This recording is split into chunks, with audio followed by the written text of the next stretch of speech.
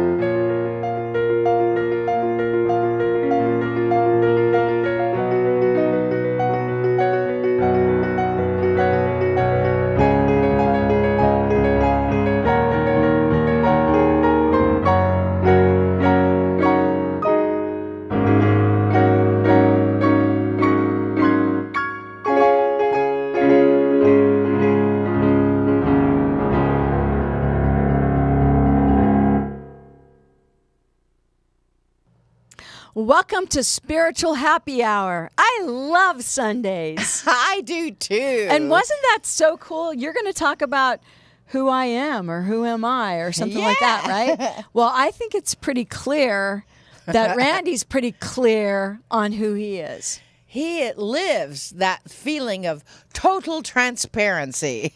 He's something else, isn't he, that guy? Yes, he Not is. just an amazing magician, not just amazing musician, but an amazing magician. Do not adjust your set. That was real. So what are we doing? Well, you're going to ask me a question that I'm not supposed to answer.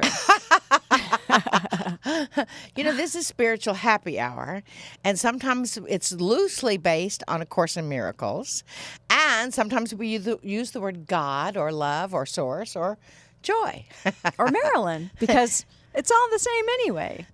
So, Joy, if you were to describe who you are without using what you do, how would you describe it? Is that the question I'm not supposed to really answer? You're supposed to answer that question. Well, I'm going to answer it in a way that I would say I'm love. Oh, I don't have to say anything else. Thank you very much. You have a nice day. We're going to go right directly to... No. It's a really good talk today about how we define ourselves.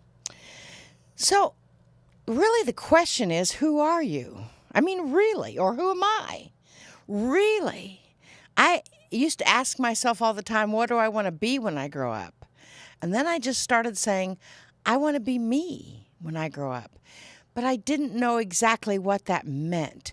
I didn't know exactly what those descriptors really were. I mean, we know we have our DNA with our ancestors.com and we have that identification, but does that really define you?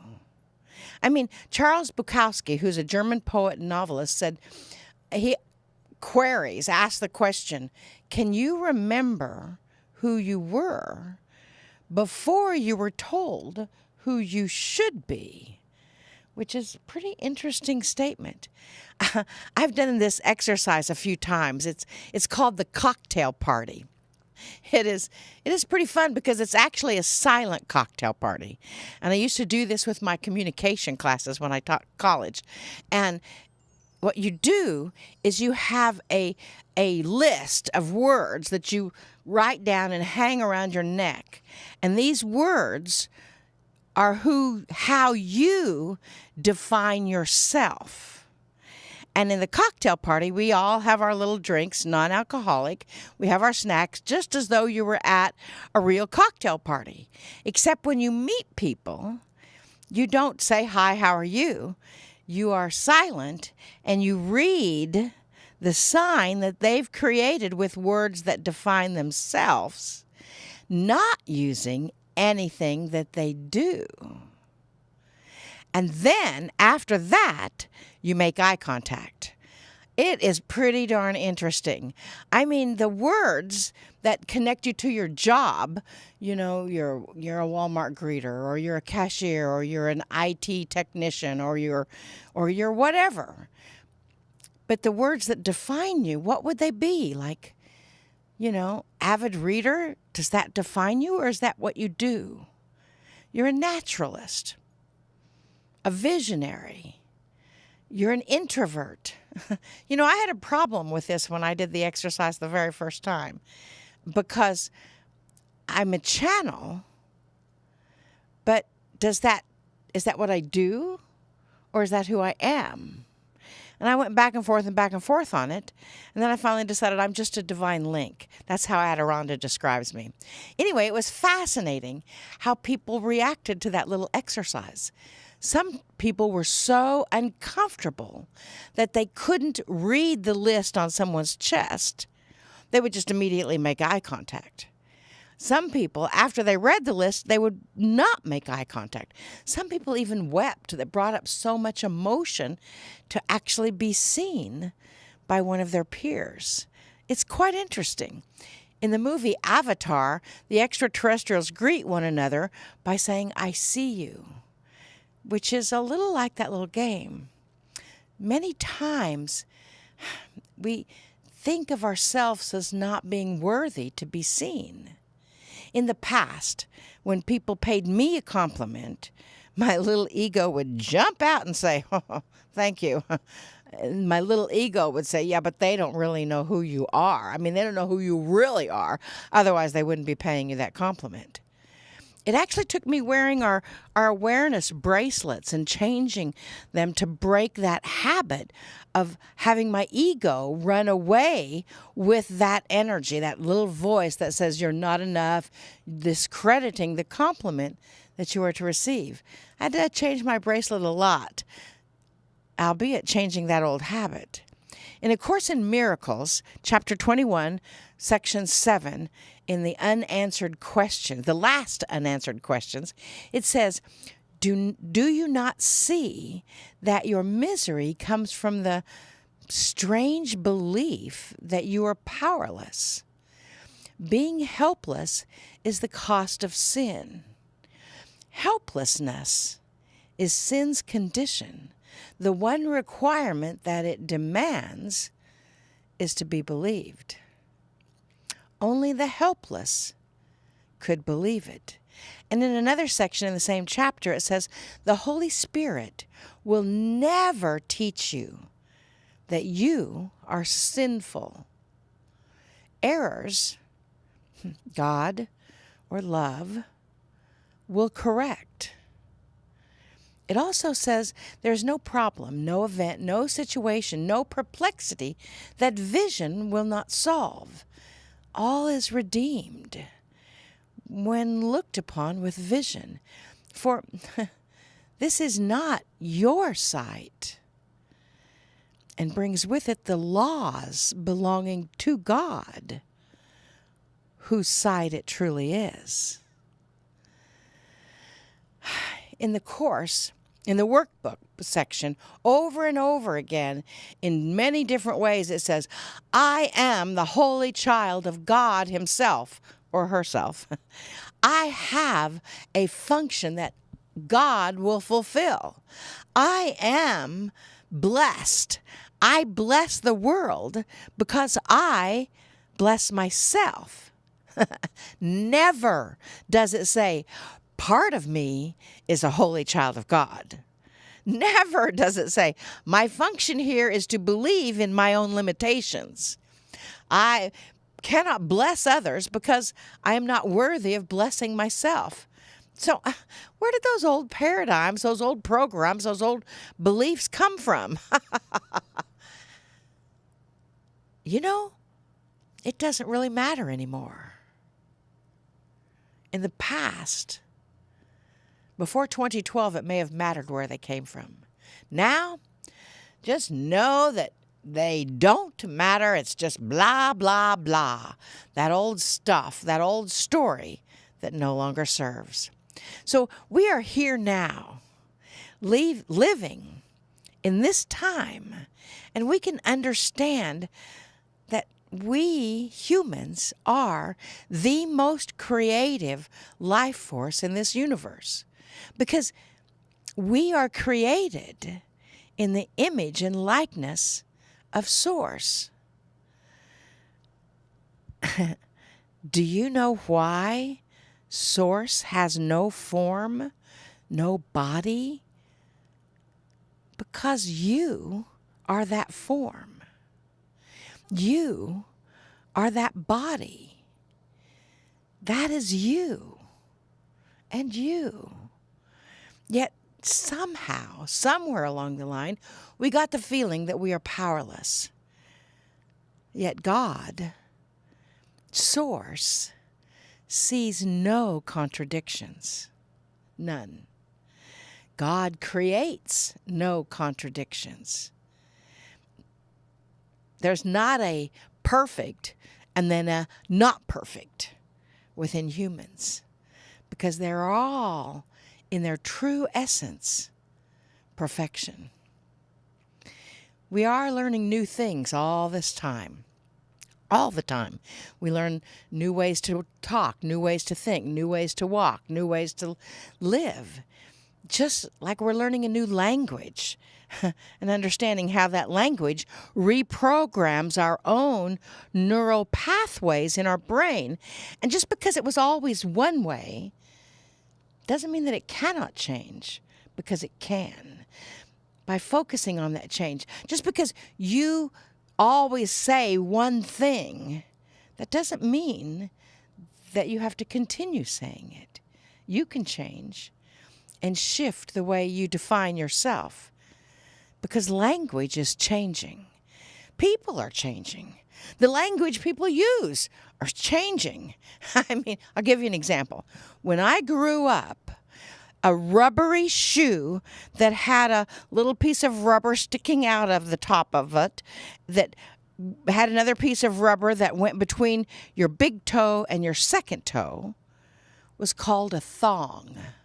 That is not what it's called these days. These days, it is a flip-flop, because a thong is something that doesn't cover your bottom. You know, the definition of my grandchild, who is binary, who resonates with the male gender, his sweetheart identifies as non-binary. Now, I really had to get into a conversation with them about that, because I wanted to understand. So binary means that he resonates with the gender that he was born with. And I can use the term he to describe him. A non-binary, even though my grandchild's sweetheart has all the female parts and appears to be female, they do not want to be defined as a female or non-binary. So, I get it. I understand the need to not be defined as your body or as your gender. And I am in the process of laying down new neural pathways in my brain to accommodate the language of human reference. And I would say we all might want to think about that. I mean, Aristotle said, knowing yourself is the beginning of all wisdom. So we want all wisdom. So what that brings us back to the beginning of who am I, or who are you? By the very definition of who you are, is that limiting you? Yes, I'm a mom, but that's not all that I am. That's not a definition of who I am.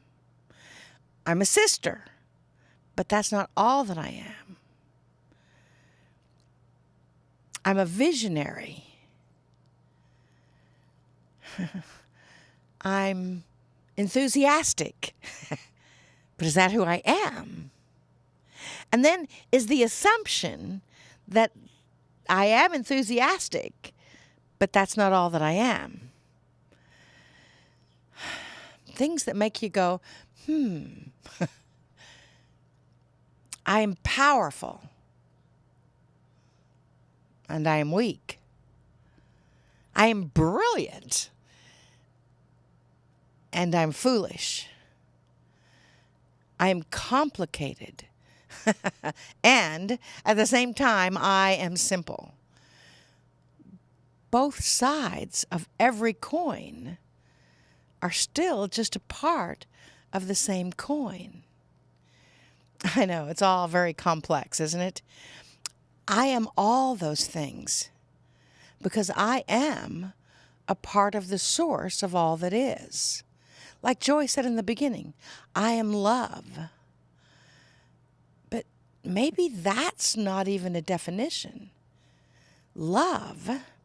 Yet, does that limit my own energy and my own identification of myself? Who am I? I am all things. Who are you? As Master Yeshua says, I am you, and we are one. I guess that's enough. Over the next month, I would like you to ponder words that you use to identify who you are. Are they limiting words? Are they infinite words? And I'd like you to integrate those limiting words, change your bracelet when you use them, so they're not in charge of your thoughts about yourself any longer. And then I'd like you to breathe into who you truly are. An infinite being of light, a presence of growing perfection in the world. I see you, and I accept that you see me as well. After all, I am you. And now we're going to get to see the transparency of the Master Randy Luna, just so you can see through who you really are. And then after a little intermission of music, we'll see what Adironda has to say about all this. Namaste, y'all.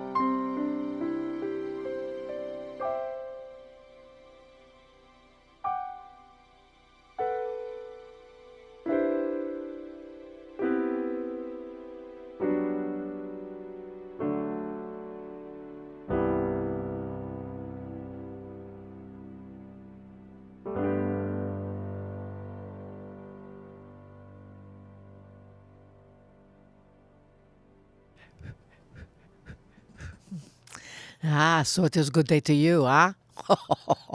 So very good to see you and you and you and you and you. We love our studio audience, huh? It is very good to see you as well. For without you, it would just be a few of us here, huh? But I know, we know who you really are. You can query all that you wish. You can ask all those questions, am I this, am I that? You are you. A wonderfully unique being in this planet, on this planet, around this planet, and in all dimensions that you happen to be passing through. Huh? There are someone that asked us last week that, well, what dimension are we in now? And my question was, does that really matter? We have our opinion, but the dimension where you are is where you are. It does not define you, however. The only being that can define you is you. So when you say, I'm so tired, because they don't do that any longer. Because when you say, I am so tired, the vessel Marilyn did on the way home from her trip this past week. And therefore, what does that create? More of being tired. Instead, what would happen if she said, I am so enthusiastic about the fact that we just activated hundreds of people, maybe thousands. Because one activation multiplies by 200, which multiplies by another 200 for each individual, which multiplies by thousands, maybe millions. So, tired is not who she is, or who you are. So who are you? Master Yeshua came in at the very end of when the vessel Marilyn was writing it down and said, you are me. Huh? That is a daunting thought, to think that you, somewhere in the depths of your mind, have the wisdom and the innate abilities the same as the Master Yeshua. Some of you may know that being as Jesus, the Christed one. We know him as Yeshua. Yeshua ben Joseph of Nazareth. For you see, that is in his name. Does your name define you? Maybe. That is why we are adamant that if you change your name to something that you resonate more with, that you must change it legally. Because then the universe knows who they're talking about. Understand that in the energy and in the frequency of you, there's all sorts of energies that are coming round about together. There's not just one energy. So why do you need to define yourself at all? Why is that an energy that is within you? Because someone, somewhere along the line, asked you, what is your name? Where are you from? What do you do for a living? Or do you do anything for a living? Those are not the defining questions of you. Those are connected to you, but the name is a part of your energy. The name, breathe into that, is a part of your energy. Now, you may have a soul name, and you may have a name that you use. And maybe the two are not to be greeted with each other. Like our vessel Marilyn.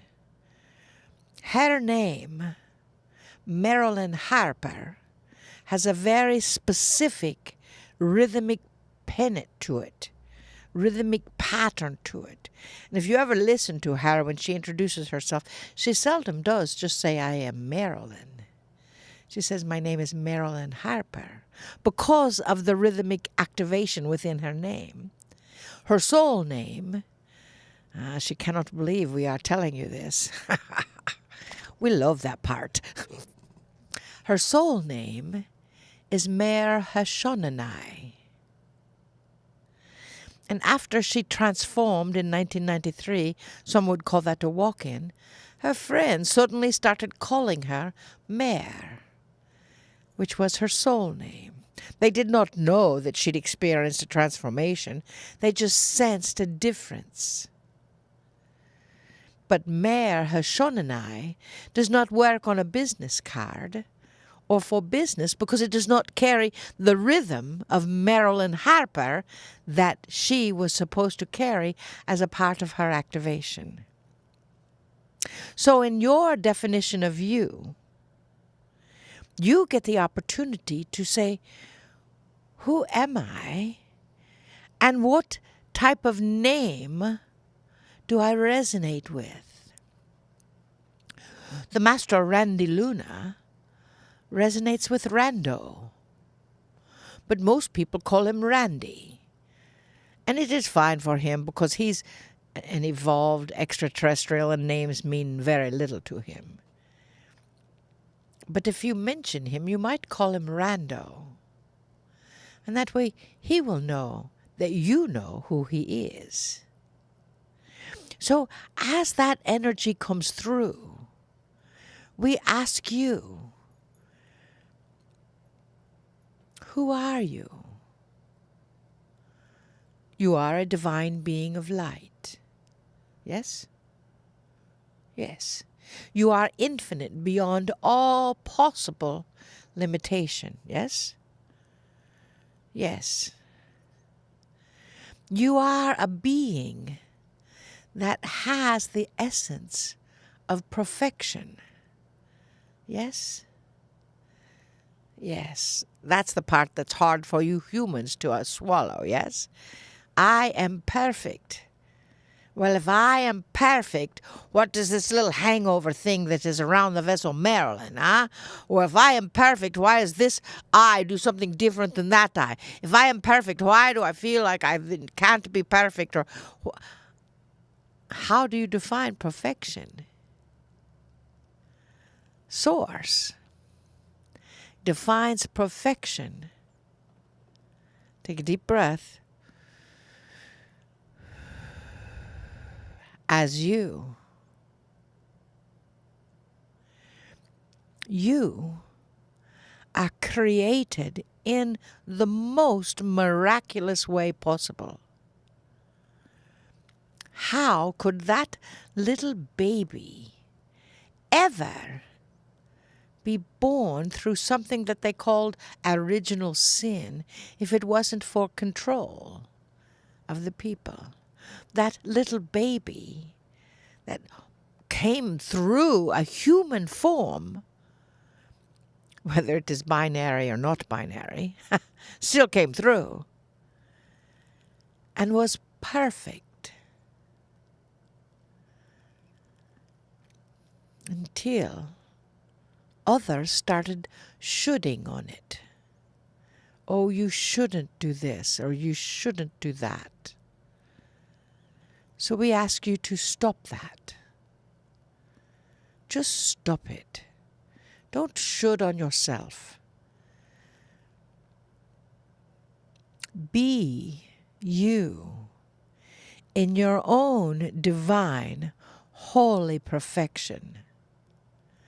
And anything that discounts or separates you from that perfection, we ask you now to just integrate it. Let it go. So you can be you. We see you. We know you. We love you. We are you. Namaste. Namaste.